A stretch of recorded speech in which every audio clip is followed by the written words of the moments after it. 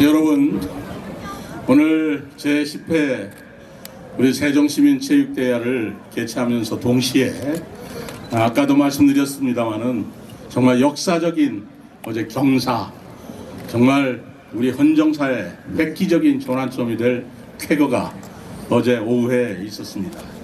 국회 세종의사당 건립을 위한 국회 규칙안이 최종적으로 국회를 통과한 것인데, 오늘 많은 시민들이 모이신 이 가운데 시장인 제가 직접 시민 여러분께 보고를 드리는 게 도리인 것 같아서 상세한 내용을 보고 드리고자 합니다. 우선 국회의사당 건립 위해서 국회 본회의를 통과한 기쁨을 저와 함께 우리 시민 여러분과 나누게 된 것을 감개무량하게 생각합니다. 어제 국회 본회의에서는 재석 250명에서 찬성 254표, 기권 1표로 반대 없이 만장일치로 국회 규칙이 통과되어서 세종의사당이 세종에 건립되게 되었음을 먼저 말씀드립니다. 이로써 이제 행정수소를 넘어서서 정치와 행정, 나아가서 대통령 집무실이 온다면 국정, 정치, 행정의 중심 도시로서 세종시는 제2의 수도로서 발돋움할 것을 저는 확신합니다. 어제 대한민국 헌정사에 길이 남을 역사적인 순간을 목도하면서 저는 가슴이 벅차 올랐습니다. 이것은 미래 대한민국이 나아가야 할 새로운 지향점을 열어준 것이고, 바로 힘을 모아준 39만 세종 시민의 승리라고 생각합니다. 오늘의 영광이 있기까지 힘을 모아주신 여야 정치권과 550만 충청민님, 그리고 국민 여러분께도 깊은 감사의 인사를 드립니다.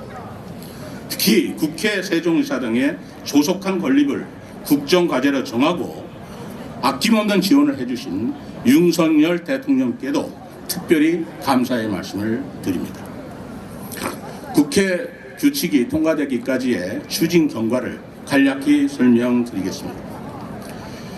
2021년 9월 국회법 개정안이 통과되었습니다. 그 내용은 세종의사당 설치와 그 밖에 필요한 사항을 국회 규칙으로 정하도록 한 것입니다. 이 법안은 이 자리에 계시는 홍성국 의원이 마련한 것이었습니다. 동시에 국민의힘 정진석 의원께서는 같은 법안을 내면서 어제 확정된 11개,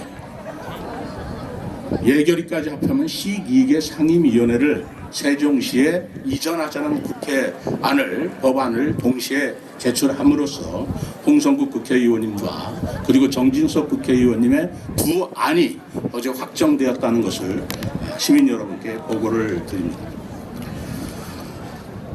올해 1월 달에는 김진표 의장이 국회 규칙을 발의하였지만 여러 가지 우여곡절을 거쳐서 예상치 못한 절차가 지연되게 되었습니다.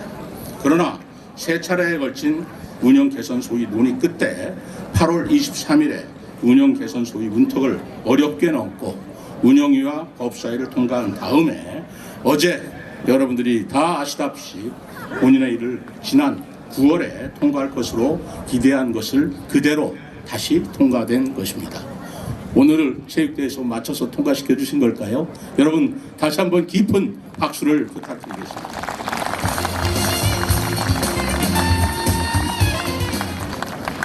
이 규칙안이 통과됨으로써 어떤 의미를 가지고 있는가를 또 간단하게 설명드리겠습니다. 국회 규칙안의 국회 본회의 통과는 대한민국 정치 1번지 세종시 이전을 상징하는 헌정사상 유례가 없는 사건입니다. 수도권과 비수도권이 고르게 발전하고 전국 어디서나 잘 사는 지방시대를 실현하기 위한 획기적인 진전이기도 합니다. 우리 세종시로서는 행정수도 완성은 물론 대한민국의 국정, 정치, 행정 수도이자 미래 전략 수도로 나아가는 큰 발걸음이 될 것으로 봅니다. 이번에 확정된 국회 규칙에는 국회 세종의사당의 위치와 면적 그리고 이전 대상 기관이 담겨 있습니다. 위치와 면적은 세종시 일대 63만 1000평방미터 약 191만 평이 되겠습니다. 19만 평이 되겠습니다. 현재 국회의 여의도에 있는 국회 규모보다 2배가 넓은 규모입니다. 이전 대상도 세종에 위치한 중앙부처를 관할하는 11개 상임위원회와 예결위, 예산정책위, 입법조사처 등이 확정이 되었습니다. 특히 국회 운영위 심의 과정에서 국회 도서관 분원 설치를 포함하도록 했고 이 안 또한 본회의를 최종 통과하였습니다. 이 안에 따라 건립에 관련된 자문을 위한 국회의장 소속 건립위원회와 전담 부서도 곧 설치될 계획입니다. 또한 국회 규칙안 제3조 사항에 이전 대상이 아니더라도 향후 국회 논의를 통해 건립이 가능하도록 규정함으로써 건립 규모가 추가로 확대될 가능성이 있다는 것을 말씀드립니다. 앞으로 국회 규칙 통과를 통해서 세종 시민과 전 국민이 염원하던 국회 세종의사당 건립이 실질적인 첫걸음을 내디딘 만큼 이 국회 세종의사당의 총사업비 확보가 중요합니다. 총 사업비는 3조 6천억으로 추정되면서 연내에 설계 공모 착수로 사업을 시작하게 될 것입니다. 이어서 내년 하반기에는 기본 그리고 실시 설계를 마치고 25년도 하반기에 착공을 거쳐 2028년 11월에는 국회 세종이사당의 실체를 우리 시민 여러분의 두 눈으로서 확인할 것으로 생각합니다. 이제 남은 숙제는 계획된 일정대로 국회 세종이사당을 대한민국을 상징하는 랜드마크의 건물로 건립하는 일일 것입니다.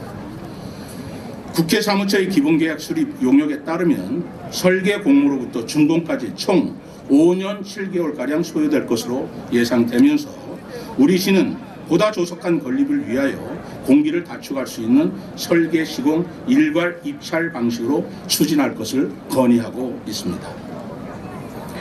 이와 함께 주거, 문화, 교통을 비롯한 다양한 분야의 주요 기반 시설을 설치해서 시민과 이정기관의 소속 직원들의 편의를 높이기 위한 노력도 안키지 않겠습니다. 국회 세종의사당이 건설됨으로써 우리 세종시가 얻을 수 있는 기대 효과는 한두 가지가 아닙니다. 첫째는 행정사회적 비효율 비용이 해소되고 국가균형 발전이 촉진되면서 지역경제 활성화로 이어질 것으로 봅니다. 그동안 행정부와 입법부 간 물리적 떨어짐에 따라서 발생했던 사회 행정적 비효율 비용이 대거 해소될 것으로 봅니다. 국회 세종의사당 부지가 정부 세종청사 및 국책연구기관과 1km 남짓한 가까운 거리에 있어서 세종에 위치한 정부기관의 예산 및 시간 낭비를 줄이고 업무 효율성을 크게 높일 수 있을 것으로 봅니다. 또한 입법부와 행정부 간 긴밀한 소통과 대화로 질 높은 정책을 수립하는 것은 물론 정책 집행의 시행착오를 줄이고 세종청사의 공무원이 국회를 오가느라 허비해온 막대한 예산과 시간 낭비를 줄일 수 있을 것입니다. 국회 세종의사당의 보다 근본적인 효과는 국가균형발전 촉진에 있다고 보아야 할 것입니다.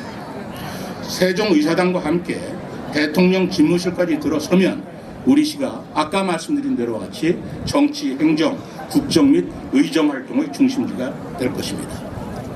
이와 동시에 디지털 미디어 단지와 박물관 단지가 조성됐고 비단강 금빛 프로젝트를 연계하면 방송 언론뿐만 아니라 문화 콘텐츠가 공존하는 공간으로 세종시는 거듭날 것입니다. 이는 주거, 문화, 교통 등 다양한 분야의 중요한 기반시설 설치에도 중요한 촉매제로 작용해서 지역경제 활성화도 크게 기여할 것으로 봅니다. 대한민국 국회는 1948년 개원 이래 6.25 전쟁 기간을 제외하고는 계속 서울에서만 소재하여 왔습니다. 우리 지방에서 입법 기능을 수행하는 것은 75년 만의 일입니다. 우리 시는 47개 중앙행정기관이 이미 이전을 했고 그동안 대한민국의 실질적인 행정 중심 수도 기능을 수행해 왔다고 자부합니다. 이번 국회 규칙안 통과로 온 시민이 그토록 염원하던 국회 세종시대가 눈앞에 다가왔습니다. 다음 과제는 무엇이겠습니까? 그렇습니다. 대통령 제2집무실 건립 추진입니다. 대통령 집무실 건립을 통해서 명실상부한 대한민국의 수도로 거듭날 것입니다. 앞으로 우리 세종시는 사법기능을 확충을 위해서 세종지방법원 및 행정법원 설치 또한 적극적으로 추진하고 건의해 나가겠습니다. 나아가서 행정수도 세종을 헌법에 명문화하여 행정중심 복합도시를 넘어 실질적인 제2의 수도로서의 법적 지위를 확보하고 세종시법 전부 개정을 통해서 수도에 걸맞는 도시 경쟁력을 확보해 나가겠습니다. 다시 한번 국회 세종의사당 건립을 위하여 오랜 시간 애써주신 시민 여러분께 감사의 말씀을 드립니다. 우리 세종시는 정치행정수도 완성을 통해 새로운 대한민국의 미래를 준비하는 선도도시로 도약할 것입니다. 미래전략수도 세종시 앞날에 시민 여러분께서 더욱 많은 관심과 애정과 응원을 보내주실 것을 요청드리면서 어제 국회 본회의를 통과한 국회 세종의사당 건립에 관한 내용을 처음으로 오늘 체육대회에 임하셨던 시민 여러분께 보고드렸습니다. 여러분 기뻐하시고 환영해 주시기 바랍니다. 네, 자 정말 큰 환호 소리를 들어보니까 시민 여러분들 정말 기뻐하시는구나 라는 생각이 듭니다. 그래서 오늘 좀 같이 축하 퍼포먼스를 진행을 해볼